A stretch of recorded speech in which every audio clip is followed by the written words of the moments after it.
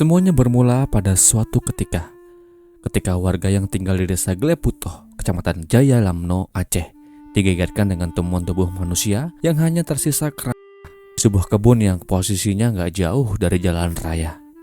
Temuan itu awalnya diungkap oleh seorang pencari kayu bakar yang gak sengaja menemukan sosok itu terkubur dalam galian tanah yang gak terlalu dalam. Sontak setelah menemukannya, si penemu segera melaporkan hal itu kepada pihak yang terkait. Dalam hal ini pertama kali ia melaporkannya kepada pejabat desa yang kemudian berlanjut kepada pihak yang berwenang. Warga desa tentu geger dikarenakan hal itu adalah hal yang paling mengerikan yang pernah terjadi di desanya. Apalagi ketika salah seorang warga yang bernama Ibu Zainabon merasa dan curiga bahwa temuan itu adalah putrinya yang bernama Raujati 22 tahun yang menghilang tanpa ada kabar sejak 1 bulan sebelumnya. Polres Aceh Jaya yang menangani kasus ini membutuhkan waktu dan bantuan dari tim forensik dari Polda Metro Jaya untuk mengungkap identitas temuan itu. Namun alih-alih menunggu hasil yang belum juga rilis dari tim forensik Polda Metro Jaya, pihak keluarga yang sudah yakin jika temuan itu adalah anggota keluarganya tidak mau berlama-lama untuk segera memakamkan tubuh itu di TPU Desa Gleputoh. Pihak keluarga yakin bahwa yang bersangkutan adalah anggota keluarga yang hilang yang bernama Raujati dari ciri-ciri fisik yang dimilikinya. Demikian setelah tanpa data yang pasti, pihak keluarga memakamkan sosok yang mereka duga adalah Raujati 1 bulan kemudian. Polres Aceh Jaya kemudian mengkonfirmasi bahwa temuan itu 99% memiliki kesamaan DNA dengan DNA milik keluarganya. Jadi dengan kata lain, sosok itu adalah benar Raujati, wanita 22 tahun itu.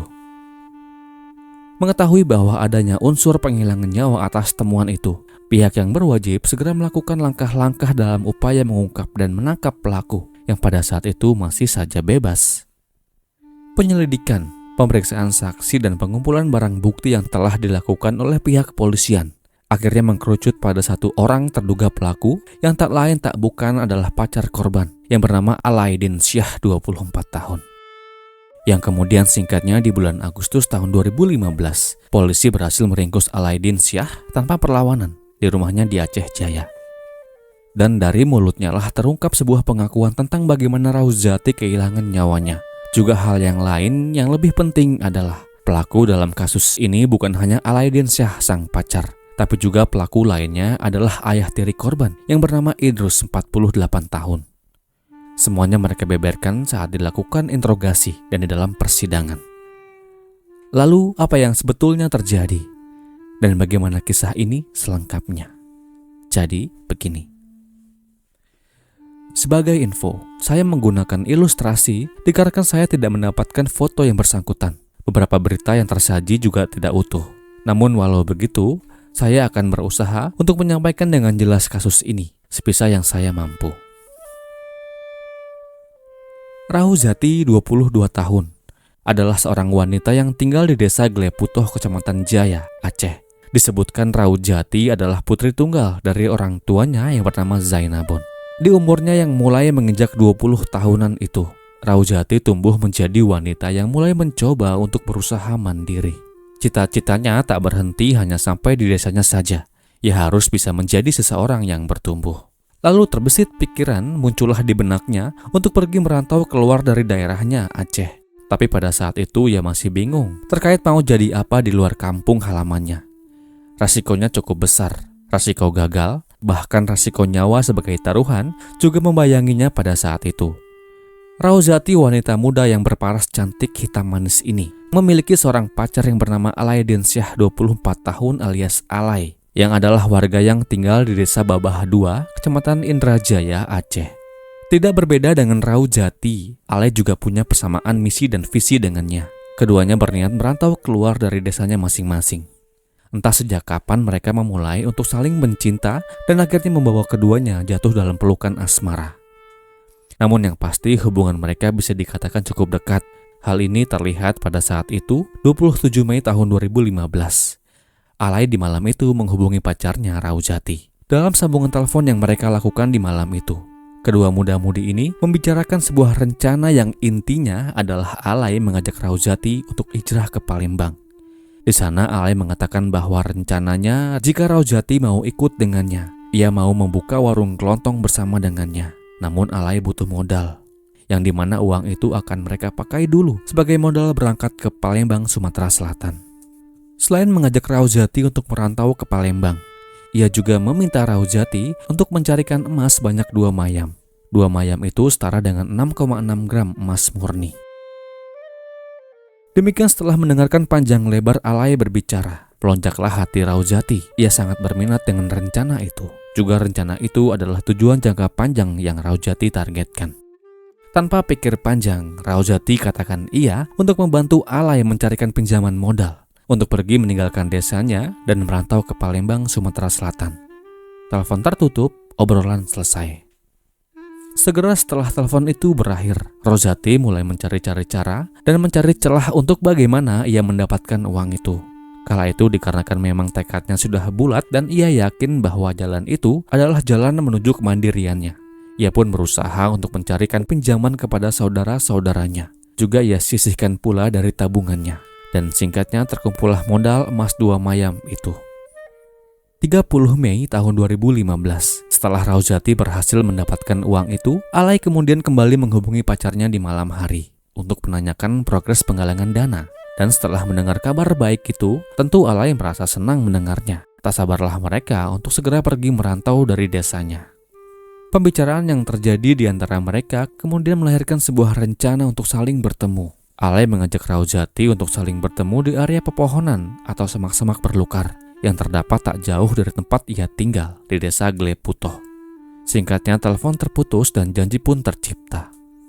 Sementara itu, di waktu yang hampir bersamaan, di sekitar jam 12 malam tanggal 30 Mei, ayah tiri Raujati yang bernama Idrus baru aja pulang dari sebuah tempat.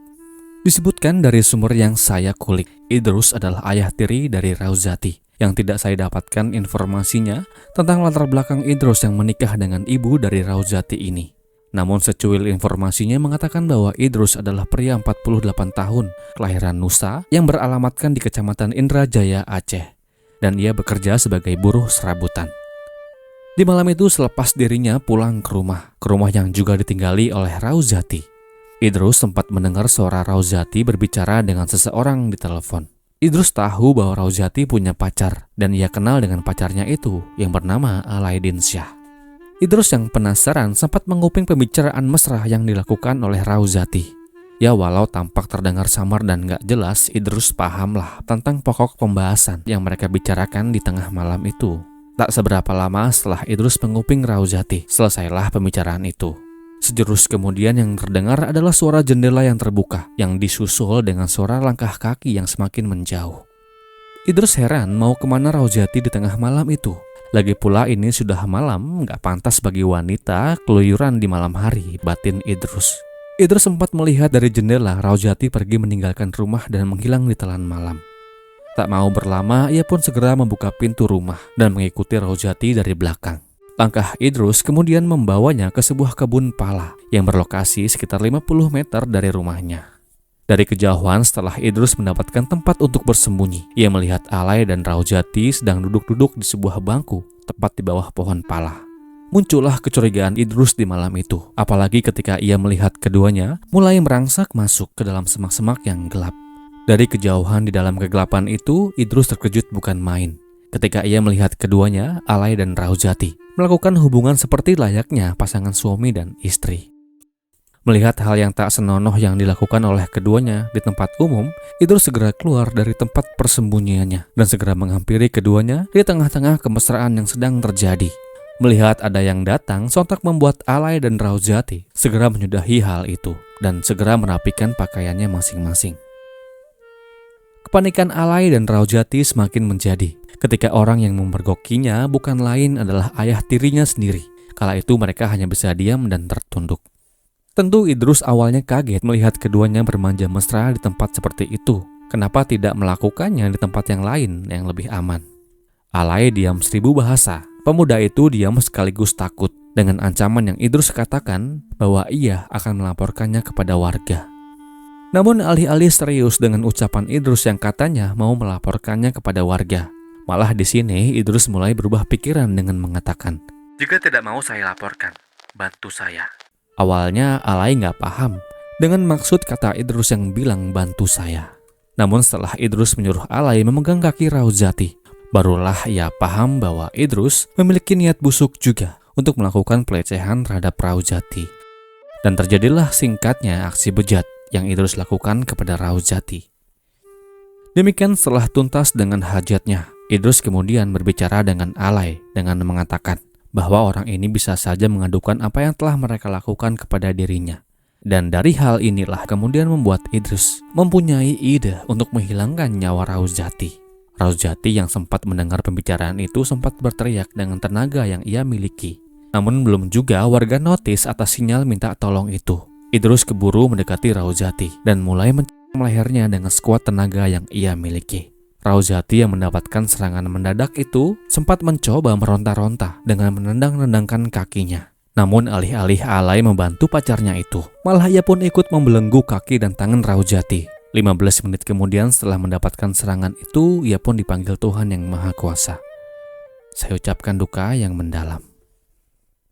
Demikian setelah mendapatkan Rauzati tak berdaya, Idrus yang gak begitu yakin dengan keadaannya, kemudian mengambil tali sepatu yang dibawa oleh Alay. Kemudian dengan tali sepatu itu, ia jadikan tali sepatu itu ke leher Rauzati. Tubuh Rauzati yang sudah tak bernyawa itu kemudian mereka campakkan ke area dekat rawa yang berlokasi 30 meter dari TKP. Di sana mereka campakkan tubuhnya dengan juga menimbunnya dengan sampah-sampah dedaunan, batang-batang kayu dan tanah. Setelah tuntas mereka pun pergi meninggalkan Rauzati begitu saja dalam keadaan gelap yang mendalam. Sebelum pergi, Idrus sempat merogoh tas yang dibawa oleh Rauzati. Di dalamnya ia menemukan uang 3 juta rupiah. Di mana uang itu rencananya akan dipakai oleh Rauzati untuk modal pergi merantau ke Palembang. Namun semuanya telah berakhir, batallah rencananya untuk merantau ke Palembang. Uang itu kemudian Idrus bagi dua dengan Alay sambil berkata, "Kamu jangan bilang siapa-siapa, jangan bawa nama saya kalau kamu tertangkap, saya juga akan tutup mulut." Selesai, keduanya berlalu pulang ke rumahnya masing-masing. Kasus ini bisa terungkap dari temuan sosok yang diduga adalah Rauzati di kebun pala. Selanjutnya dari temuan itu, penyelidikan kemudian berkembang hingga Alay berhasil diamankan. Dan dari mulut Alay, ia mengaku bahwa bukan saja ia yang melakukan kejahatan itu. Ia mengaku bahwa Idrus adalah otak kejahatannya. Dan singkatnya di tanggal 21 Agustus tahun 2015, Idrus berhasil diamankan di rumah orang tuanya di Aceh Jaya. Keduanya kemudian ditetapkan menjadi tersangka. Dalam persidangan yang kemudian digelar di Pengadilan Negeri Calang, melalui majelis hakimnya, kemudian menjatuhkan vonis kepada Idrus dengan hukuman penjara selama 20 tahun. Sedangkan Alaidin Syah divonis dengan hukuman 15 tahun penjara. Demikianlah kisah ini. Semoga akan selalu ada pelajaran yang kita bisa ambil dari kisah ini. Dan kisah ini pun berakhir